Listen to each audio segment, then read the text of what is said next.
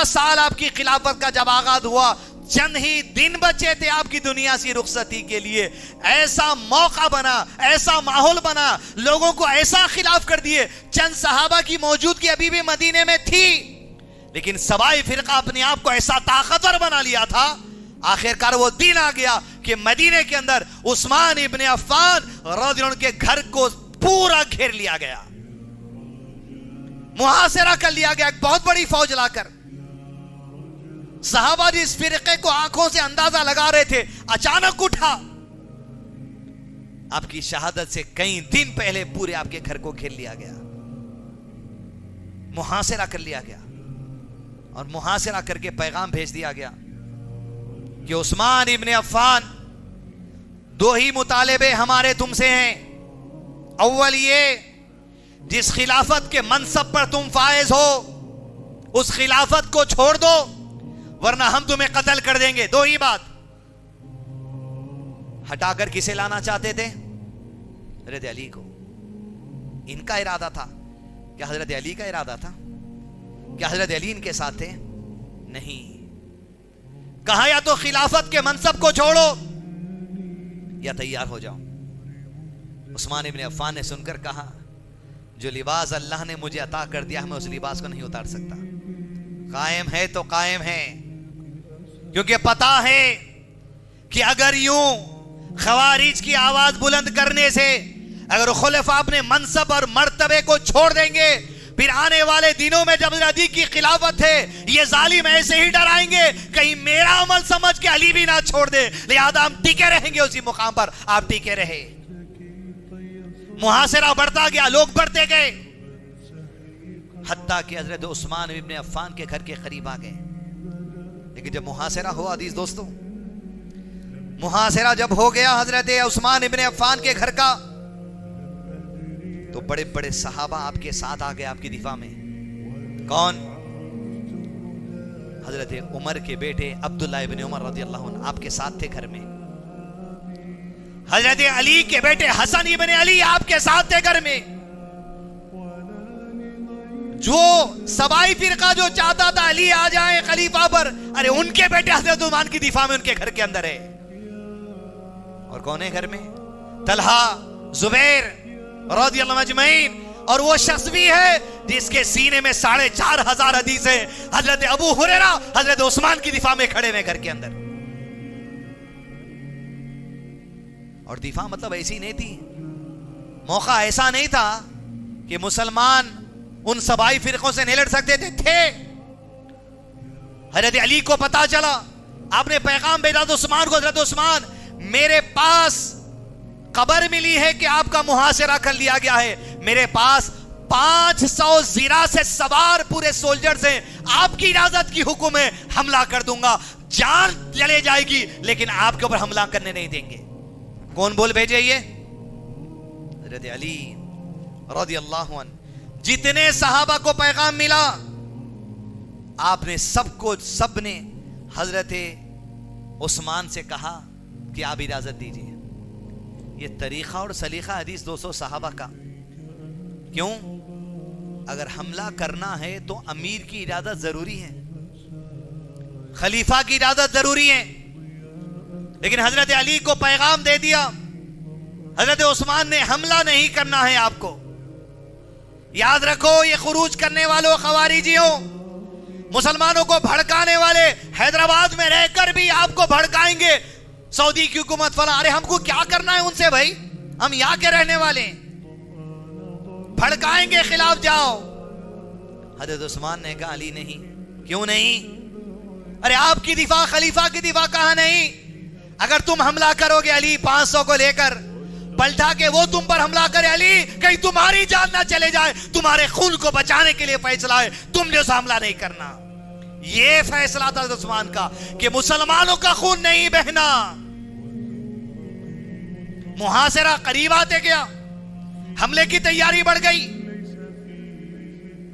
तलहा, जुबैर, हसन इब्ने अली, अबू हुरैरा, दीगर जो नौजवान, जो सहाबा की पीढ़ी थी, सहाबा के बच्चे थे, हजरत उस्मान के साथ थे नौजवान। कहा, हजरत उस्मान इजाजत दीजिए हमला करने की। कहा, नहीं, मैं मुसलमानों का खून नहीं बहा सकता। میرے لیے تو طے ہے، میرے لیے تو خوشخبری ہے، میری جان تو جانے والی ہے، شہید ہونے والا ہوں، لیکن میری وجہ سے خبردار مسلمانوں آپس میں اپنا خون مت بہا لو. کیونکہ سامنے جو آئے تھے وہ صحابہ کے غیر تربیت یافتہ مسلمان تھے جو سبائی فرقے میں گمراہ ہو گئے تھے. اللہ کی قسم کھانے والے، امامت کا مصلیہ سنبھال لیے تھے، وہی سبائی فرقے میں سے اٹھ کر لوگ نماز پڑھا رہے تھے. حضرت عثمان سے لوگوں نے پوچھا ان کے پیچھے نماز پڑھنا، کہا پڑھ لو، خیر کا معاملہ خیر کے ساتھ کر لو. عزیز دوستو، کفر کے درجے والے بھی ہیں سبائی فرقے والے، نادانگی میں بھی آگئے سبائی فرقے والے. محاصرہ بڑھتا گیا، آخر کار وہ آخری دن آ گیا عثمان ابن عفان کا. آپ گھر کے اندر تھے، وہیں نماز پڑھتے تھے، وہیں قرآن پڑھتے تھے، وہیں درس دیتے تھے. محاصرہ نہیں قلعے کا، آپ کے علاقے کا دور سے کیا گیا تھا. مطالبہ یہی تھا، خلیفہ چھوڑو نہیں تو قتل ہو جاؤ. آخری دن آپ اپنے گھر کے دروازے کے قریب گئے اور وہاں ٹھہرے قرآن پڑھتے ہوئے. سبائی فرقے کے لوگوں نے دیکھا جو محاصرہ کر کے تھے. ان میں سے ایک آدمی نے اعلان کیا، عثمان رضی اللہ عنہ، یا تو خلافت چھوڑو آج، یا آج حملے کے لیے تیار ہو جاؤ، قتل کے لیے تیار ہو جاؤ. تو کیا ہوا؟ اللہ اکبر. ابن عمر ابن عمر ابن عمر، اللہ اکبر.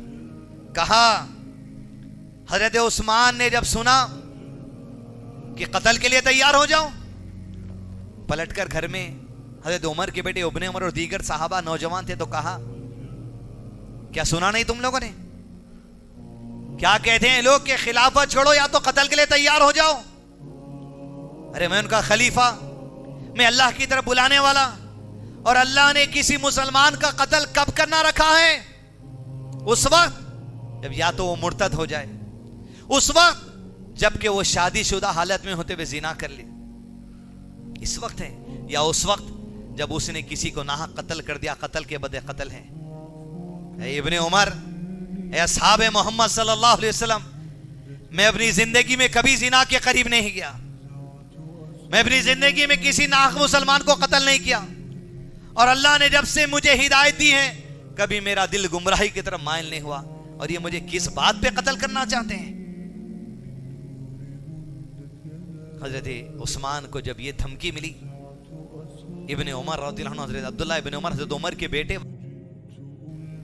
آپ سے کہا، اے عثمان ابن عفان، یہ آپ سے مطالبہ کر رہے ہیں کہ آپ خلیفہ چھوڑ دیں، یہ لباس اتار دیں. ہرگز نہیں، ان کی بات میں مت آنا. آپ ہمیں اجازت دیجئے، ہم لڑیں گے. اے عثمان ابن عفان، اگر آج یہ لوگ آپ کو قتل کر دیں گے یا قتل نہیں بھی کریں گے تو کیا آپ دنیا میں ہمیشہ ہمیشہ زندہ رہنے والے ہیں؟ ابن عمر کا سوال سن کر کہا، نہیں ابن عمر، کبھی زندہ تو رہنے والا نہیں ہوں.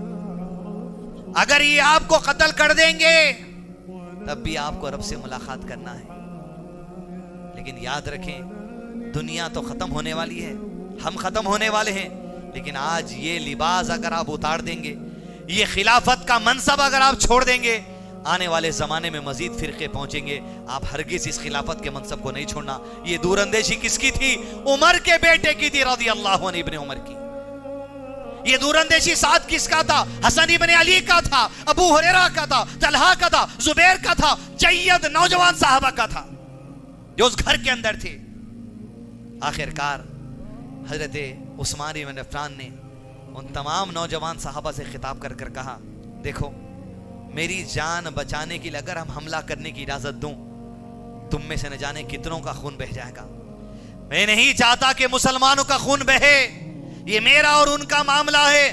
میں حکم دیتا ہوں امیر المومنین کی حیثیت سے اسی وقت جتنے صحابہ میرے گھر میں سب کے سب باہر چلے جائیں. جیسے سب کو آرڈر ملا، کس کا حکم ہے؟ امیر کا.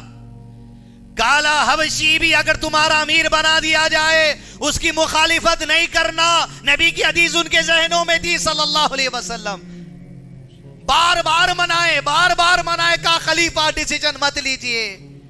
لیکن آخر کار حضرت عثمان بن عفان نے سب کو منا لیا. سب کے سب آپ کا گھر چھوڑ کے گھر کے باہر چلے گئے.